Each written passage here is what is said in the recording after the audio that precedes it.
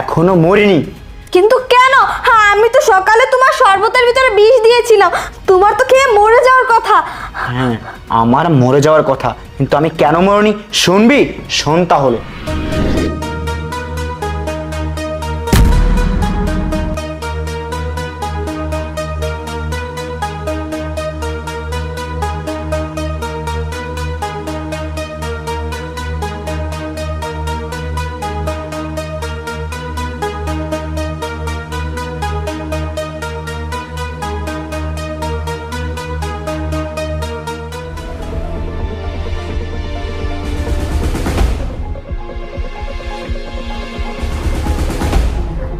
আশিক, এই নাও তোমার শরবত। এনেছো? বসো এখানে।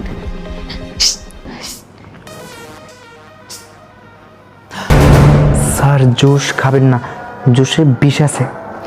আচ্ছা ইফতি,